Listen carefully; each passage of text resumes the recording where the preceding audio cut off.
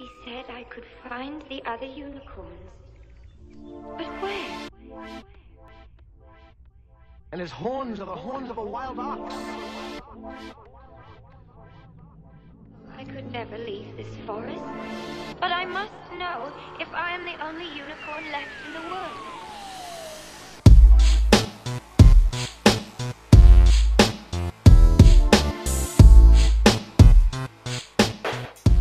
Welkom mensen. Vandaag ga ik jullie een beetje laten zien hoe de frituur werkt. Het lijkt allemaal heel erg makkelijk, maar voor veel mensen blijkt het dat het toch niet helemaal werkt. En er zijn een paar hele handige trucjes waardoor de kwaliteit van de frituur hoger blijft. We beginnen met als je het vet vervangt.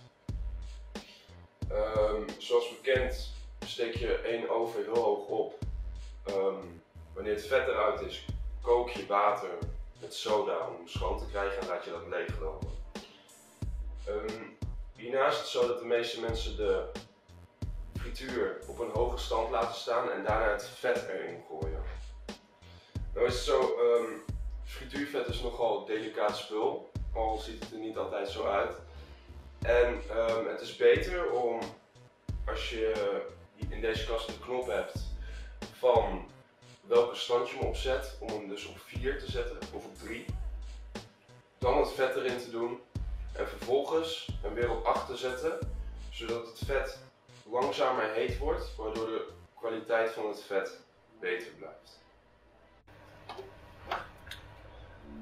Dus wanneer je je oven hebt schoongekookt op 8 en hij is helemaal leeg en hij is helemaal verschoond, dan zet je hem terug op 4 of op 3. Dan wacht je even, zo heeft hij tijd om af te koelen. Dan pas gooi je frituurvet erin. Wanneer het frituurvet warm begint te worden, dan pas zet je hem weer op 8. Zodat het vet tijd heeft om op te warmen. Niet meteen met de hete plaat in aanraking komt. En dat zorgt ervoor dat je vet een betere kwaliteit behoudt.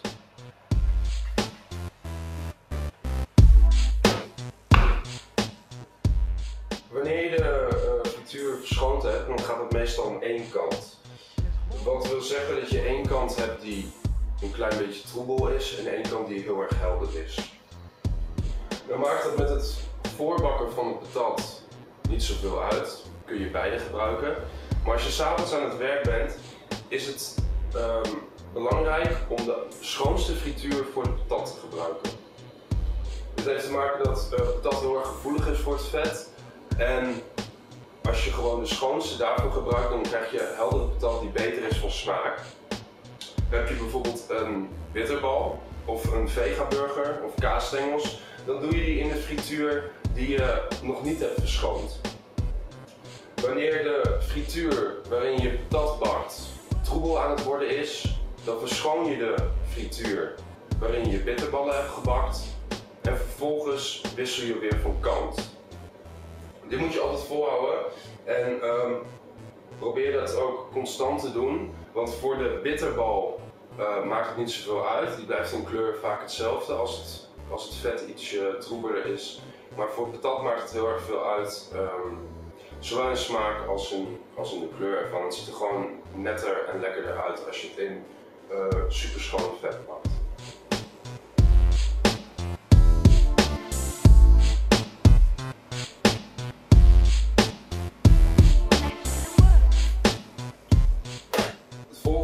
Waar we het over gaan hebben zijn de vegaburgers. Helaas heb ik nu geen vegaburger om te laten zien hoe het daadwerkelijk bakt. Maar ik kan het wel gewoon uitleggen. En het gaat voornamelijk over wat voor deeg je gebruikt en over hoe lang je de burger bakt. Oké, het deeg. Zoals je kan zien hebben we hier 2 bakken. En het zijn 2 verschillende samenstellingen van het deeg waarin de vegaburgers gebakken worden. Vaak, tenminste hoe ik het zie. Wat ik het meest zie is een soort van dit soort kwak. Hele dikke met heel weinig water en een bijna rubberachtige substantie. Als je je vegaburger hierin bakt, dan krijg je een hele dikke laag deeg om je burger heen. met heel erg veel pieken en rare uitsteeksels, waardoor je burger er niet mooi uitziet. Wat ook zo is dat de burger bestaat nou eenmaal uit heel erg veel koolhydraten. Als je nou ook nog een dikke laag van dit deeg eroverheen gooit, dan wordt dat helemaal erger. Plus dat het deeg geen smaak heeft, dus dat als je een laag van dit soort deeg om je burger doet, dan heeft 1/4 van je burger geen smaak. Wat je beter kan doen is een deeg zoals deze maken. Deze deeg is veel wateriger zoals je ziet. En het lijkt te weinig bijna, dat er te weinig deeg in zit. Maar als je een vegaburger hebt en je doet een klein laagje over je vegaburger heen en je gooit hem direct in de frituur, dan zul je zien dat je vegaburger dus wel dichtgeschroeid wordt. Alle groenten zitten bij elkaar onder het deeg, maar het deeg heeft geen overheersend aandeel in je vegaburger. Dus je burger smaakt lekkerder en het is een mindere koolhydraatbom, om het maar zo te zeggen. Dus dit soort deeg ga je gebruiken. Dit soort deeg maak je lekkere burgers mee. Met dit soort deeg of alles wat er in de buurt komt, dat gooi je in de prullenbak, want dat is geen voor. De burger is heel snel klaar.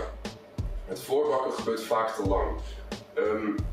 Je moet zorgen dat als je de burger voorbakt, dat het deeg wat er omheen zit, dat het nog licht van kleur is. Als je hem zo lang bakt dat het een heel donkere kleur krijgt en dat je heel donker deeg om je vegaburger hebt, dan heb je hem er eigenlijk al te lang in gehad, omdat het heet voorbakken.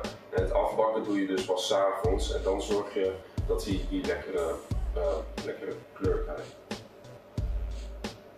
En als je dus je deeg hebt gemaakt en je weet hoe het goede eruit ziet en je bent een beetje baas, dan gooi je er gewoon wat whisky bij voor die extra lekkere deeglaag.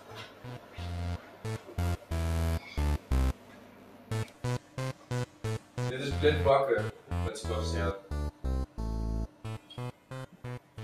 Hier een heel standaard deeg.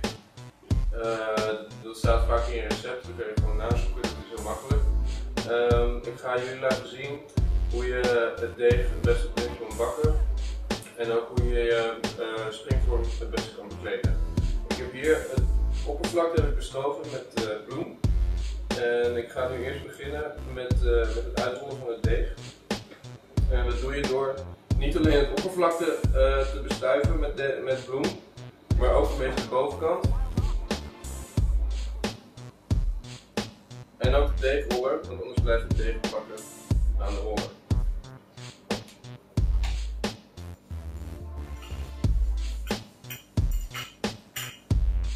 Nou, en als je hem uitrolt, dan moet hij eigenlijk ongeveer 2-3 centimeter groter zijn dan de springvorm.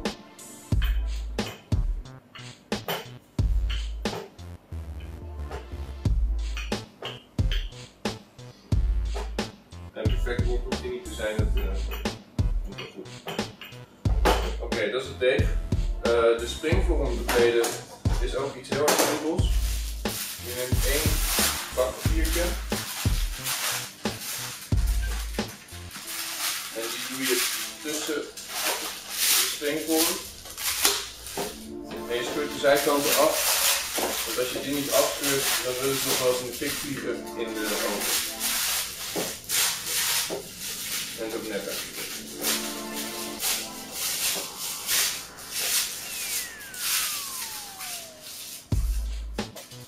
Nou, dan ben je eigenlijk klaar om het deeg in de springvorm te doen. Het wil nog wel zo zijn dat met sommige soorten deeg moet je de zijkanten ook invetten. In het geval van dit deeg hoeft het niet, want dit is vrij droog en het komt vanzelf los van de vorm.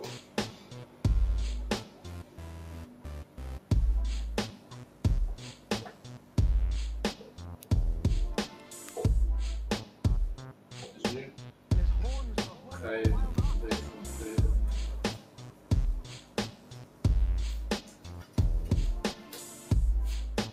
en dat is eigenlijk ook gewoon, nou ja, je hoeft hem er niet perfect in te leggen. Het is niet erg als bepaalde stukken breken. Je kan gewoon het deeg uitduwen en vormen.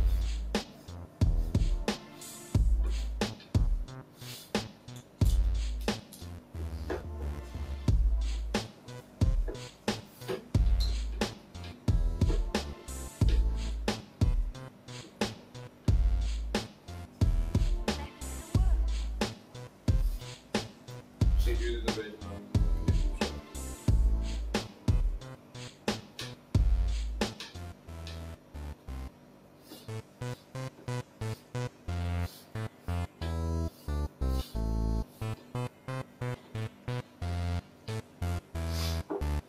Oké, zoals je ziet zit het deeg erin. En nu komt de grote truc wat veel mensen nog wel eens fout willen doen als je blind gaat bakken. Dat betekent dus dat je met een steunvulling gaat bakken. En dat kunnen bonen zijn of rijst of wat voor droge groenten dan ook eigenlijk. Nou is dat hier. In ons geval zijn het linzen. Maar de grote truc is natuurlijk dat je wel pietjes doet, want als je begint met bakken en je gooit gewoon die linzen of wat dan ook erin, dan blijft het vast in het deeg en met je gaan zitten.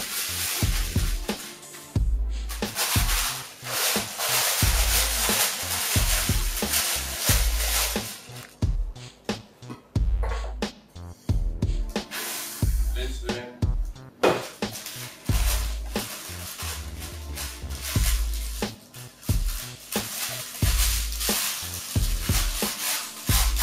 En ook weer de grote pan even afscheuren.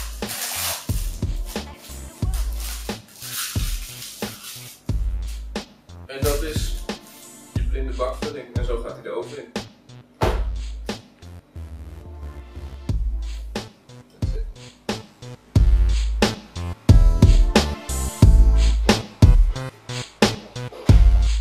Wat heel belangrijk is bij het maken van patat, is dat je de juiste patat bakt. En dat begint eigenlijk al bij het snijden van de patat. Nadat je de aardappelen goed gewassen hebt, haal je ze dus door dit apparaat. En wat naar mijn idee heel belangrijk is dat als je er maar door hebt gehaald, dan pak ik altijd de middenste meteen vast en die gooi ik in die bak die je later gaat wassen. Wat het namelijk is, als je al deze kleine stukjes gaat bewaren en ook gaat frituren, dat betekent dat je in elke portie friet dus automatisch al een paar uitgebakken stukjes die je hebt die alleen maar naar frituurvet smaken. Dus als je hem door het apparaat haalt, dan zorg je dat je dus de goede patat hebt. Die leg je in de bak om te wassen. En die andere schmoet die je zeg maar op je plankje houdt en de kleine stukjes die je overhoudt, die gooi je gewoon weg. Als je de patat in de bak hebt, dan gooi je deze niet meteen in de frituur om voor te bakken. Maar je moet ze nog een keer goed wassen. En dit lijkt overdreven, omdat de patat er gewoon goed schoon uitziet. Maar er zit dus heel veel zetmeel op die frieten. En als je dit meteen gaat bakken, dan wordt je patat heel erg donker. En bij donkere patat halen mensen hem vaak uit de frituur, omdat ze denken dat hij klaar is, terwijl je patat dan van binnen nog niet helemaal gaar en lekker is. En van buiten er al uitziet alsof hij lang genoeg in de frituur heeft gezeten. Daarom moet je ervoor zorgen dat je hem dus altijd heel erg goed wast. Gewoon hou het in je handen voordat je hem in de frituur in gooit. Hou je hem even goed onder de kraan, zodat alle zetmeel eraf is en dat je goed schone patat krijgt. Het voorbakken duurt ongeveer 4 à 5 minuten. Het ligt er een beetje aan. Je moet de porties in de mandjes niet te groot maken, want hierdoor gaat de patat samen klonteren en kan het vet niet goed alle patat bereiken. Dus doe je mandje half vol tot 3/4 en hang hem dan pas in de frituur. Wanneer je de patat gaat afbakken, moet je erop letten dat je moet gewoon altijd proeven en je moet erop letten dat je patatje moet gewoon knapperig zijn. Van binnen moet hij geen andere textuur hebben dan van buiten. Dus als je een hap neemt, moet eigenlijk je hele patatje dezelfde structuur hebben. Als die slap is of van binnen hard, dan is die niet lang genoeg erin geweest. In dat geval moet je hem even terug doen.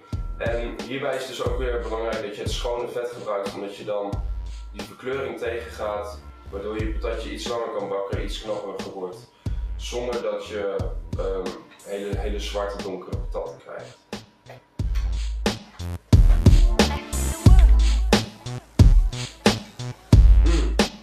En als je heel veel ervaring hebt met patat snijden en je wil het doen als een baas, doe het dan gewoon zo.